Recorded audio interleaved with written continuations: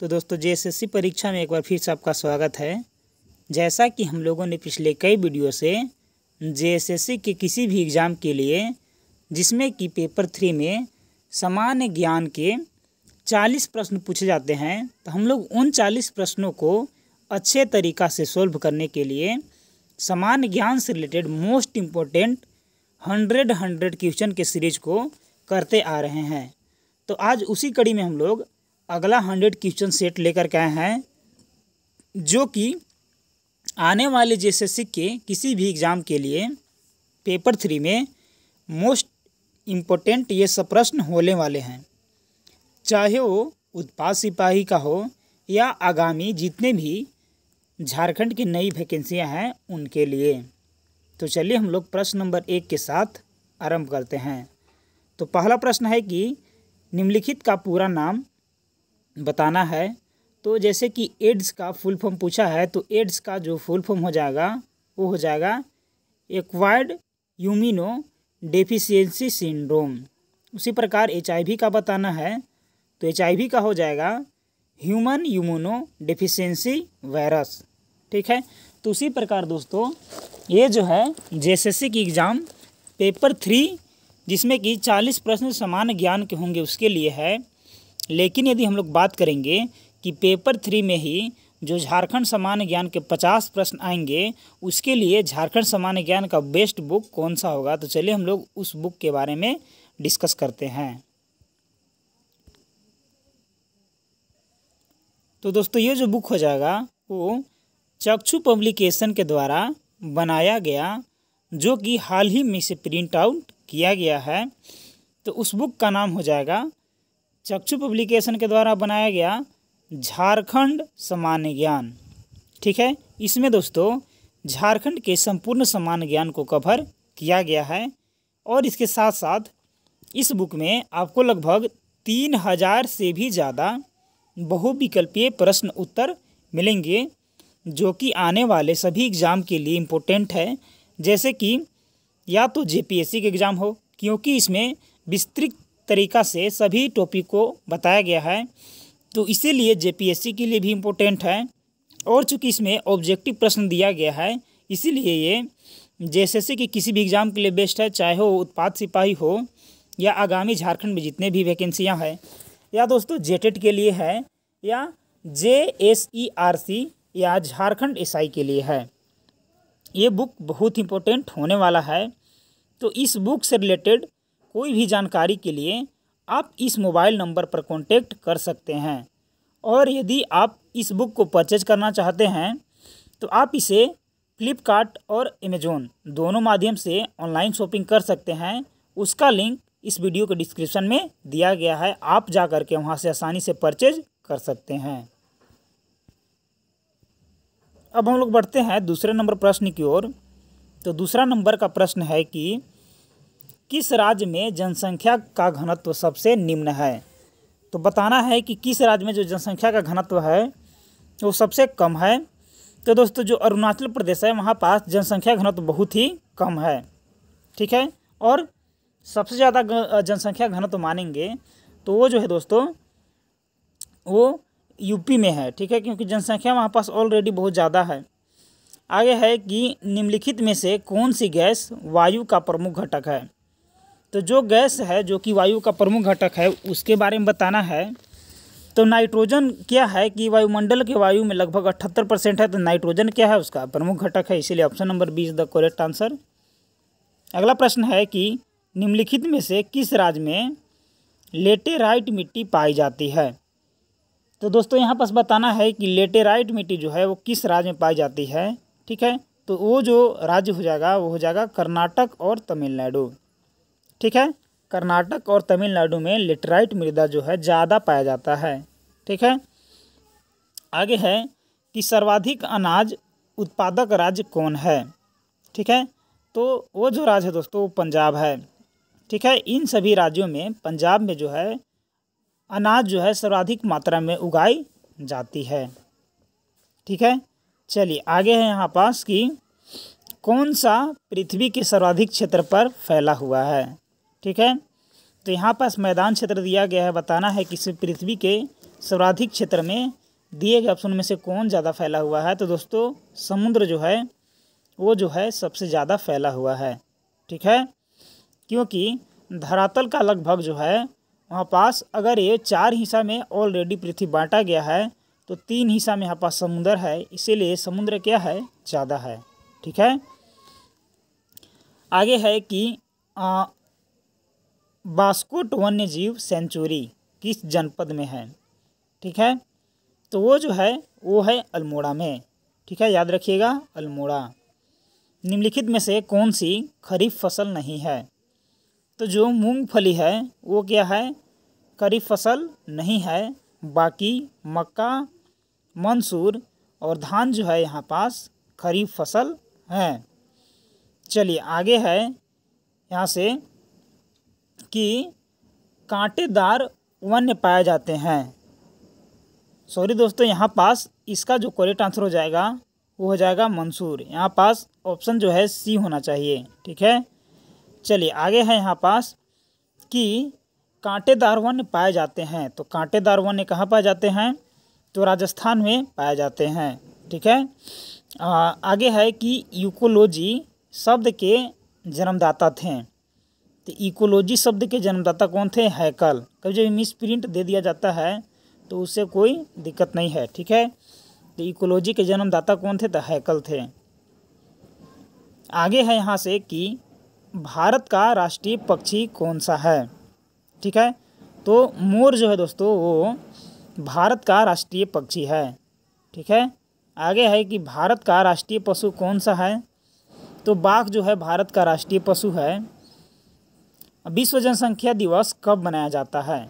तो विश्व जनसंख्या दिवस 11 जुलाई को मनाया जाता है। ठीक है, आगे है कि एड्स सुरक्षा दिवस कब मनाया जाता है? तो एड्स सुरक्षा दिवस जो है 1 दिसंबर को मनाया जाता है। कब वन्यजीव सुरक्षा कानून पास हुआ था? तो बताना है कि वन्यजीव सुरक्षा कानून जो है कब पास हुआ था? तो 29 अगस्त 1972 को वन्यजीव सुरक्षा कानून पारित हुआ था। आगे है कि हम चारों ओर जिन दशाओं से घिरे हुए हैं उनका योगफल कहलाता है। तो बताना है कि उनका जो योगफल है वो क्या कहलाता है? तो उनका योगफल जो है वो पर्यावरण कहलाता है। याद रखिएगा कि पर्यावरण कहलाता है।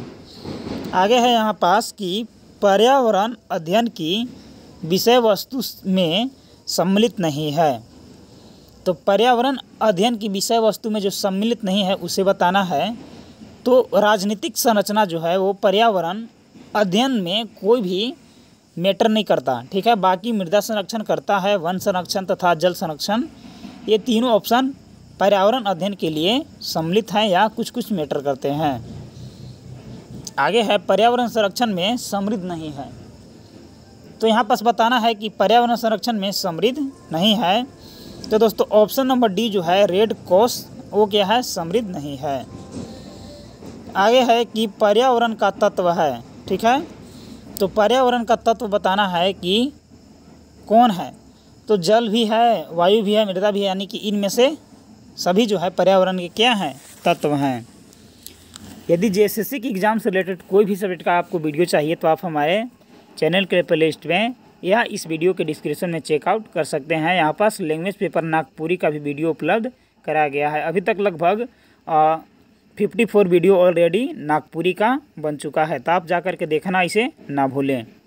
ठीक है, और यहाँ पास अगला प्रश्न है हमारा कि पर्यावरण अध्ययन की प्रकृति है। तो पर्यावरण अध्ययन की जो प्रकृति होती है वो बहुअनुशासिक होती है।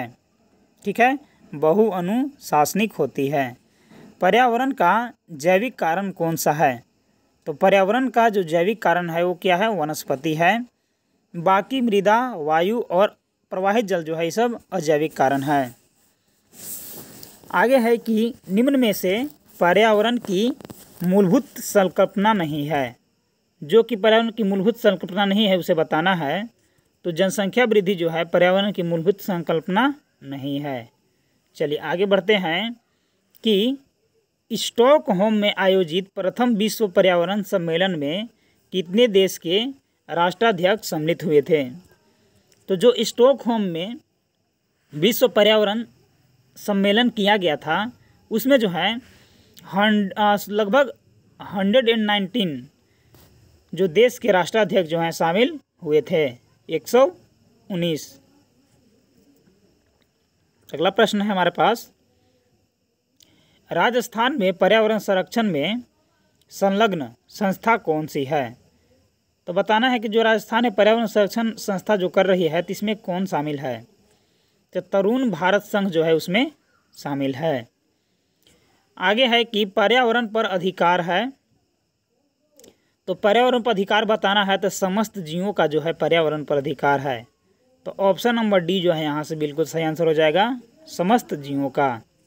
ठीक है, चलिए आगे बढ़ते हैं। तो अगला प्रश्न है हमारा कि विश्व पृथ्वी दिवस कब मनाया जाता है? ठीक है, तो दोस्तों विश्व पृथ्वी दिवस की अगर बात करेंगे तो वो जो है 22 अप्रैल को मनाया जाता है। ठीक है, और पीछे हम लोग पढ़े थे कि विश्व जनसंख्या दिवस कब मनाया जाता है? तो 11 जुलाई। ठीक है, आगे है कि प्रथम विश्व पृथ्वी सम्मेलन कहाँ हुआ? तो प्रथम विश्व पृथ्वी सम्मेलन जो है रियो डी जेनेरियो में हुआ था। प्रतिवर्ष पर्यावरण दिवस मनाने का निर्णय लिया गया, तो बताना है कि आखिर कब से प्रतिवर्ष पर्यावरण दिवस मनाने का निर्णय लिया गया था? तो 1972 से जो है पर्यावरण दिवस मनाने का निर्णय लिया गया था। आगे है कि रियो 10 सम्मेलन का आयोजन कहाँ हुआ था? तो रियो 10 सम्मेलन का जो किया गया था आयोजन वो जोहान्सबर्ग में किया गया था। Option number see the correct answer of this question. अगला प्रश्न है कि नवीकरणीय संसाधन नहीं है, तो यहाँ पास बताना है कि नवीकरणीय संसाधन जो है वो कौन नहीं है?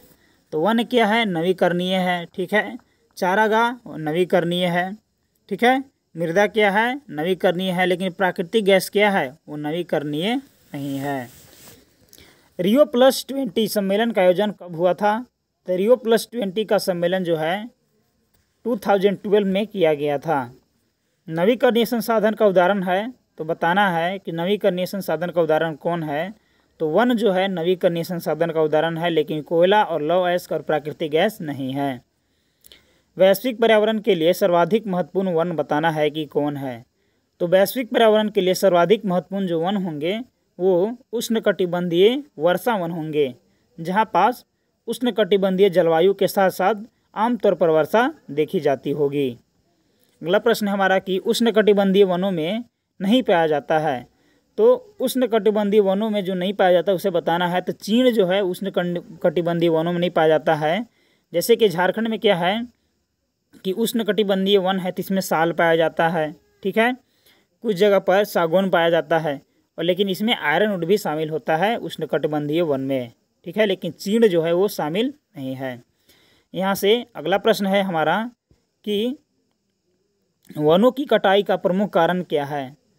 तो वनों की कटाई का जो प्रमुख कारण है वो लकड़ी का, जैसे कि इमारती उपयोग ज़्यादातर हो रहा है, आमतौर पर दरवाज़ा या खिड़की वगैरह, यानी कि इमारती जो चीज़ों बनाते हैं उसमें, इसीलिए ज़्यादा इसका प्रयोग किया जा रहा है। सागौन लकड़ी का सर्वाधिक निर्यात करने वाला देश बताना है कि कौन सा देश है? तो सागौन का सर्वाधिक जो है निर्यात वो म्यांमार से किया जाता है। ठीक है, याद रखिएगा, म्यांमार का पुराना नाम क्या है? वर्मा है। ठीक है, चलिए आगे हैं यहाँ से कि मनुष्य की आवश्यकता की पूर्ति करने वाली वस्तु कहलाती है। तो मनुष्य की आवश्यकता को पूर्ति करने वाली वस्तु को हम लोग क्या कहते हैं? तो संसाधन कहते हैं। ठीक है, चलिए आगे बढ़ते हैं। तो हमारा अगला प्रश्न है कि अक्षय प्राकृतिक संसाधन का उदाहरण है। तो अक्षय प्राकृतिक संसाधन का जो उदाहरण दोस्तों वह है सौर ऊर्जा। मतलब ये क्षय होने वालों में से नहीं है, ये प्रतिदिन जो है उग जाता है। तो सौर ऊर्जा का हम लोग प्रयोग जो है बहुत आसानी से कर सकते हैं और प्रत्येक दिन कर सकते हैं। ठीक है, वर्षा ऋतु को छोड़ा करके। चलिए आगे है कि वनों पर आधारित उद्योग कौन सा है? तो वनों पर आधारित उद्योग जो है वो कागज़ का उद्योग है। वृक्ष को काट करके उससे जो है कागज़ बनाया जाता है, तो वनों पर आधारित वही है। अगला प्रश्न की ओर बढ़ते हैं। तो दोस्तों हमारा अगला जो प्रश्न है वो है कि गौण वन उपज का उदाहरण है। तो गौण वन उपज का जो उदाहरण है वो है कथा। ठीक है, जिसे उपयोग में लाया जाता है। आगे है कि वायुमंडल में ऑक्सीजन का वांछित स्तर बनाए रखने के लिए आवश्यक है। तो बताना है कि वायुमंडल में ऑक्सीजन का वांछित स्तर बनाने के लिए क्या आवश्यक है। तो वन का अधिक होना इसके लिए बहुत ही इम्पोर्टेंट है, तो वन रहना इम्पोर्टेंट हो जाएगा। ठीक है, चलिए आगे बढ़ते हैं। तो अगला प्रश्न है कि स्वतंत्र भारत में राष्ट्रीय वन नीति की घोषणा कब हुई थी। तो यहाँ पर बताना है कि राष्ट्रीय वन नीति की घोषणा जो है वो कब हुआ था। तो 1952 में राष्ट्रीय वन नीति का घोषणा किया गया था। अगला प्रश्न है कि वनों के अत्यधिक महत्व के कारण इन्हें कहा जाता है। तो वनों के अत्यधिक महत्व के कारण इन्हें जो है ग्रीन गोल्ड कहा जाता है। याद रखिएगा, ग्रीन गोल्ड कहा जाता है। वन विनाश के लिए सर्वाधिक उत्तरदायी है। तो यहाँ पास अति दोहन किया जा रहा है, इसीलिए वन विनाश का सर्वाधिक कारण हो सकता है। ठीक है, चलिए आगे है यहाँ से कि वर्तमान में पृथ्वी के स्थल भाग पर वनों का विस्तार कितना है। ऑल ओवर वर्ल्ड की अगर बात करेंगे तो ऑल ओवर वर्ल्ड में जो है लगभग 30% जो है यहाँ पास वन आच्छादित क्षेत्र हैं। राष्ट्रीय वन नीति के अनुसार पर्वतीय क्षेत्रों में वन आच्छादित क्षेत्र कितना है। तो राष्ट्रीय वन नीति के अनुसार ये जो है लगभग 65% है। आगे है उष्णकटिबंधीय वनों का सर्वाधिक विनाश किस महाद्वीप में हो रहा है। तो उष्णकटिबंधीय वनों का सर्वाधिक विनाश जो है वो एशिया महाद्वीप में आमतौर पर देखी जा रहा है। तो एशिया महाद्वीप यहाँ से करेक्ट आंसर हो जाएगा। अगला प्रश्न की ओर बढ़ते हैं। तो हमारा जो अगला प्रश्न दोस्तों वो है कि शंकुधारी वनों का वृक्ष कौन सा है। तो स्पूस जो है वो शंकुधारी वनों का वृक्ष होता है। कठोर इमारती लकड़ी का वृक्ष है। तो जो महोगनी जो है वो कठोर इमारती लकड़ी का वृक्ष माना जाता है। सुंदरी वृक्ष बहुतायत से किस क्षेत्र में पाया जाता है। तो गंगा डेल्टा के आसपास जो है सुंदरी वृक्ष बहुतायत मात्रा में पाया जाता है। बड़े बांधों से होने वाली वन विनाश का न्यूनतम उदाहरण बताना है। तो टिहरी बांध से जो है वन विनाश न्यूनतम रूप से किया गया था। आगे बढ़ते हैं कि भारत में वनों में निवास करने वाली आदिवासी जाति है। तो गोंड जो है आमतौर पर भारत में निवास करने वाली वैसी आदिवासी कास्ट है जो कि वनों में निवास करती है। आगे है कि झूमिंग क्या है। तो दोस्तों जो झूमिंग है वो एक प्रकार का कृषि होता है, इसे झूम खेती भी बोला जाता है। ठीक है, आगे है कि पृथ्वी के फेफड़े किसे कहा जाता है। तो भूमध्य रेखा पर स्थित जितने भी वन हैं उसे पृथ्वी के फेफड़े के रूप में हम लोग जानते हैं। आगे है कि एक औसत वृक्ष प्रतिदिन कितने व्यक्ति के लिए ऑक्सीजन देता है। तो लगभग 36 व्यक्तियों के लिए एक वृक्ष जो है ऑक्सीजन देता है। इमारती लकड़ी का सर्वाधिक उत्पादक देश कौन सा है। तो अमेरिका में जो है इमारती लकड़ी का सर्वाधिक उत्पादन होता है। एक औसत वृक्ष प्रति वर्ष कितने टन कार्बन डाइऑक्साइड सोख लेता होगा। तो ये बताना है। तो लगभग 12 टन जो है एक वृक्ष प्रति वर्ष कार्बन डाइऑक्साइड को सोख लेता है।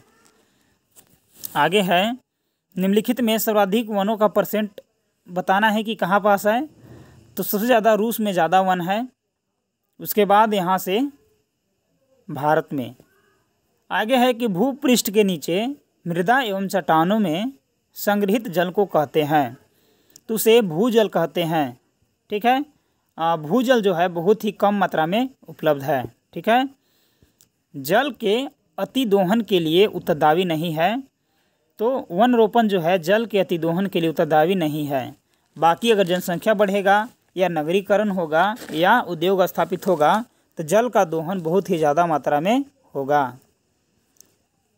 सर्वाधिक सूखा प्रभावित रहता है तो राजस्थान में। ठीक है, लगातार भयंकर सूखे से किस देश की अर्थव्यवस्था चौपट हो गई थी। तो इथोपिया की जो अर्थव्यवस्था है सूखे के कारण चौपट हो गई थी। आगे है अलमाटी बांध जल विवाद से संबंधित राज्य है। तो आंध्र प्रदेश और कर्नाटक के बीच जो है अलमाटी बांध जल विवाद चलता है। ठीक है, चलिए आगे बढ़ते हैं। तो अगला है यहाँ से कि सेम की समस्या का संबंध है। तो बताना है कि सेम की समस्या का संबंध आखिर किससे है। तो सूखा से सेम की समस्या का संबंध है। ठीक है, तो याद रखिएगा, सूखा जल का सर्वाधिक उपयोग होता है। तो सिंचाई में जल का सर्वाधिक उपयोग जो है दिए गए ऑप्शनों के अनुसार से सिंचाई में होता है।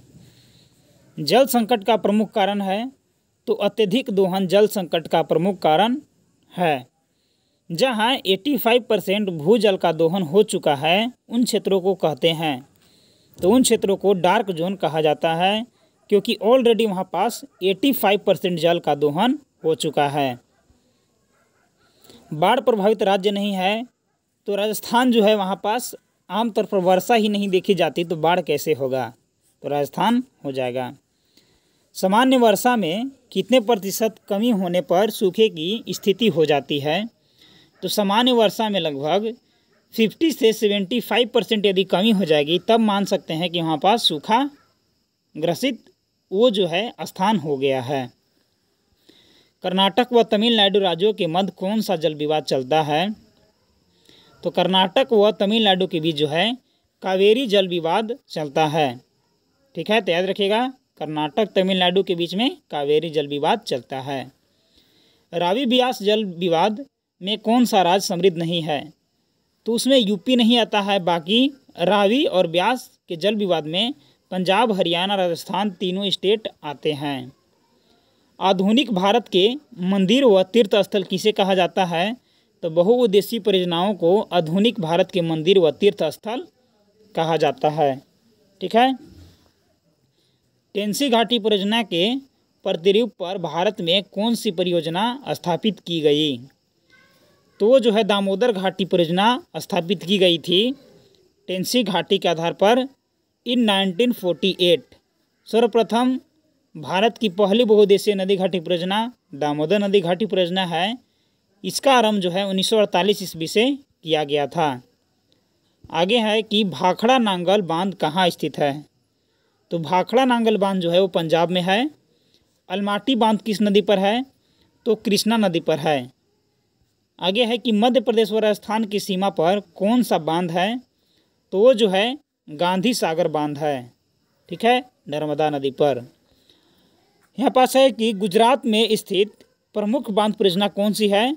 तो सरदार सरोवर बांध जो है वो प्रमुख योजना है। टिहरी बांध परियोजना कहाँ है। तो उत्तराखंड में टिहरी बांध परियोजना है। आगे है कि कृष्णा जल विवाद ट्रिब्यूनल के फैसले के अनुसार सर्वाधिक जल किसे मिला। तो ट्रिब्यूनल के फैसले के अनुसार सर्वाधिक जल जो है वो आंध्र प्रदेश को मिला। तमिलनाडु व केरल के मध्य कौन से बांध जल विवाद हैं। तो कोयना बांध जल विवाद है, जो कि किस नदी पर बनाया गया है।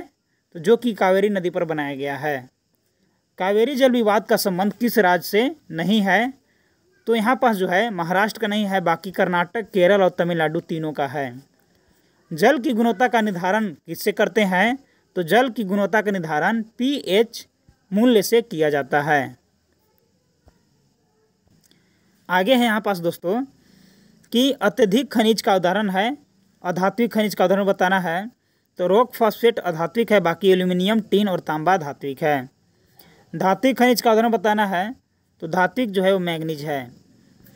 खनिज ईंधन का उदाहरण नहीं है। तो प्लेटिनम खनिज ईंधन नहीं है, बाकी कोयला, प्राकृतिक गैस, यूरेनियम खनिज ईंधन है। विश्व स्तर पर मछलियों व समुद्री जीवों से भोजन की आपूर्ति होती है 2% होती है। भोजन में किस तत्व की कमी से बच्चे अंधता के शिकार होते हैं। तो विटामिन ए की कमी से उसके शिकार हो जाते हैं। आगे है कि खदान फसल का उदाहरण नहीं है। तो गन्ना जो है खदान फसल का उदाहरण नहीं है, बाकी ये सब फसल को खाया जाता है, इसीलिए खदान फसल उन्हें बोला जाता है। रासायनिक उर्वरक का उदाहरण नहीं है। तो कंपोस्ट जो है वो रासायनिक नहीं, जबकि वो जैविक उर्वरक है। खनिजों का उपयोग होता है तो खनिजों का उपयोग जो है भोजन में होता है, भवन निर्माण में होता है, औषधियाँ, यानी कि इनमें से सभी में होता है। 21वीं शताब्दी में किस खनिज के भंडार समाप्त होने की आशंका व्यक्त किया गया है? तो पेट्रोलियम की समाप्त हो जाने की संभावना व्यक्त किया गया है। आगे है कि विश्व में खाद्य समस्या का मूल कारण है। तो विश्व में खाद्य समस्या का जो मूल कारण है, क्योंकि जनसंख्या वृद्धि दर बहुत ज़्यादा है, इसीलिए इसका कारण हो जा रहा है जनसंख्या वृद्धि। भोजन में पोषक तत्वों की कमी होने पर कौन सी समस्या उत्पन्न हो जाती है? तो कुपोषण हो जाता है। गर्भवती महिला में लौह तत्व की कमी होने से किस रोग से ग्रस्त हो जाते हैं? तो एनीमिया रोग से ग्रस्त हो जाते हैं। चलिए आगे बढ़ते हैं। तो अगला प्रश्न है कि हरित क्रांति से किस क्षेत्र में आत्मनिर्भरता प्राप्त होती है? तो खाद्यान्न में आत्मनिर्भरता प्राप्त होती है। खाद्यान्नों के क्रय भंडार एवं आपूर्ति में संलग्न भारत सरकार का उपक्रम है। तो भारतीय खाद्य निगम उसका उपक्रम है। भारत में कृषि में कीटनाशकों का प्रयोग कब प्रारंभ हुआ? तो 1954 से कीटनाशकों का प्रयोग होना आरंभ किया गया। निम्नलिखित में से किस कीटनाशी रसायन की प्रभाव अवधि सर्वाधिक होती है? तो डीडीटी का प्रभाव जो है सर्वाधिक देखी जाती है। पोटाश एक प्रकार का है। तो पोटाश एक प्रकार का रासायनिक उर्वरक है। सिंचित क्षेत्र में लगातार जल एकत्र होने से कौन सी समस्या उत्पन्न होती है? तो वहाँ पास जल क्रांति हो जाती है। जल क्रांति की समस्या में सर्वाधिक प्रभावित राज्य है तो पंजाब है। केचुए पालकर कौन सी खाद तैयार की जा सकती है? तो केचुए पालकर जैविक खाद बनाया जा सकता है।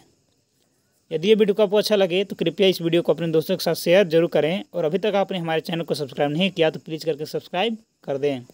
और हाँ, जेएसएससी के किसी भी एग्ज़ाम से रिलेटेड कोई भी सब्जेक्ट का वीडियो चाहिए तो आप हमारे इस वीडियो के डिस्क्रिप्शन में या हमारे चैनल के प्लेलिस्ट में जा सकते हैं, वहाँ से वीडियो पहले से ही प्रोवाइड किया गया है। तो मिलते हैं अगले वीडियो में, तब तक के लिए धन्यवाद।